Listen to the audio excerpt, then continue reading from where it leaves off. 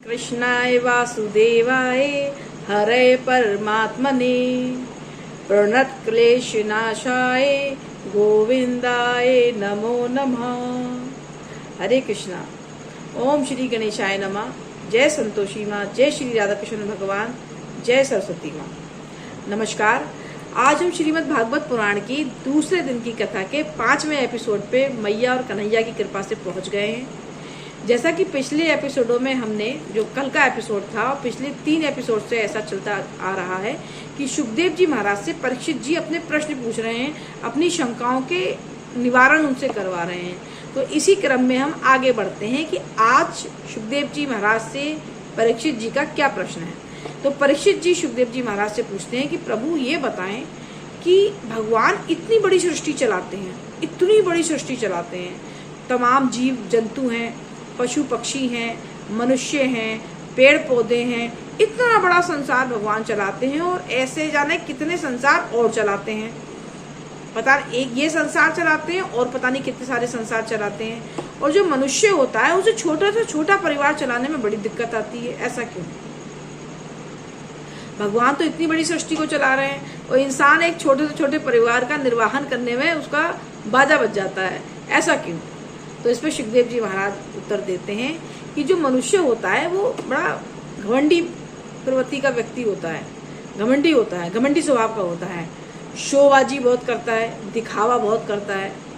जैसे किसी व्यक्ति को उसका कोई मित्र बाहर जाता है और अपना स्वर्ण दे जाता है, सोना दे जाता है कि भैया मैं जरा कुछ दिन के लिए बाहर जा रहा हूँ और मेरा ये सोना संभाल के रख ले, मैं वापस लौट के आऊंगा तो मैं ले लूंगा।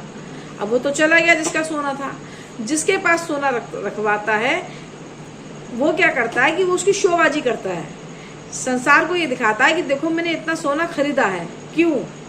ऐसा करने से समाज में उसके अनुसार उसका सम्मान बढ़ेगा कि मेरे पास इतना सारा सोना है या मुझ पे इतना पैसा था कि मैं इतना सोना खरीद पाया।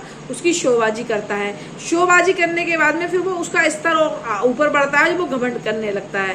तो जब इतनी छोटी छोटी गंदी ऐसी आते बंदा लेके बैठेगा, मनुष्य लेके बैठेगा, तो कैसे वो छोटे से छोटे परिवार का निर्वहन करने में परेशानी नहीं उठाएगा? सरलता का जीवन जीता ही नहीं है, स्वार्थ का जीता है, लालच का जीता है, घमंड का जीता है, दिखावे का जीता है। हर स्तर पे दिखावा करता है, हर स्तर पे दिखावा करता है। सरलता का जीवन ही नहीं है, इसलिए सुकून भी नहीं है। जब सुकून नहीं है तो छोटे से छोटे परिवार को चलाने में भी उसे बहुत दिक्कत आती है। तो उस पर सुखदेव जी महाराज और आगे बढ़ते हैं और कहते हैं कि अगर गुण लेने हैं, गुण, तो हनुमान जी के लो। अगर गुण लेने हैं तो हनुमान जी के लो, सारे अवगुण स्वतः ही समाप्त हो जाएंगे।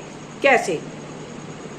जब हनुमान जी लंका में आग लगा के वापस लौटे तब जितने भी वानर थे, उनके मित्र, सब उनकी बड़ी बुरी बुरी प्रशंसा कर रहे थे कि देखो गया, समुद्र भी लांग लिया, उधर लंका पहुंच भी गया, वहां अशोक वाटिका को तहस नहस भी कर दिया, वहां आग भी लगा दी, कितना कुछ कर लाया। तो सारे वानर प्रशंसा कर रहे थे हनुमान जी की। तो हनुमान जी चुपचाप बैठे थे, पिन ड्रॉप साइलेंट, एकदम चुपचाप बैठे थे। बोले चलो कर रहे हैं, करने दो। अब जब भगवान श्री राम ने हनुमान जी की तारीफ करनी शुरू की, यही सब जो बाकी वानर कर रहे थे वही तारीफ श्री रामचंद्र जी ने भी करनी शुरू की कि भाई मैं हनुमान जी तुम्हारा हमेशा आभारी रहूंगा, तुमने मेरे कितने बड़े बड़े काम करे, तुम सीता से मिलाए, तुम लंका जलाए आए, तुम सीता की खबर ले आए, तो वो इतना बड़ा समुद्र लांग के गए। तो जब भगवान श्री राम ने प्रशंसा, तब तक वानरों ने करी, तब तक तो हनुमान जी शांत रहे। और जब भगवान श्री राम ने प्रशंसा शुरू करी तब हनुमान जी से रहा नहीं गया और भगवान श्री राम से बोले कि प्रभु ये जो मेरे मित्र हैं वानर, इनमें तो बुद्धि नहीं है, ये मेरी प्रशंसा कर रहे हैं, मैंने सुन लिया, कोई बात नहीं, लेकिन आप तो सब कुछ जानते हैं, आप तो सर्वज्ञानी हैं, सर्वव्यापी हैं, तो आप मेरी प्रशंसा क्यों कर रहे हैं? आप मेरे पीछे मेरी प्रशंसा करें तो भी ठीक है, लेकिन आप मेरे सामने मेरी प्रशंसा कर रहे हैं तो मेरे अंदर घमंड नहीं आ जाएगा? आप क्यों मेरी प्रशंसा कर रहे हैं? तो इस पर राम जी कहते हैं कि भाई तुमने काम तो बड़ा किया है, तुम ऐसे कैसे कह सकते हो? तो तुम इतना बड़ा समुद्र लांग के नहीं गए क्या? हम गलत कह रहे हैं? तो इस पर हनुमान जी कहते हैं जब मैं यहाँ से गया था लंका, तो मेरे पास एक नाव थी, उस नाव के सहारे मैंने समुद्र पार कर लिया। तो रामचंद्र जी भी कहते हैं और सारे वानर भी कहते हैं कि कोई नाव थी ही नहीं, कोई नाव थी ही नहीं, तुमने कैसे कह रहे हो कि मुझे नाव मिल गई थी पार करने के लिए।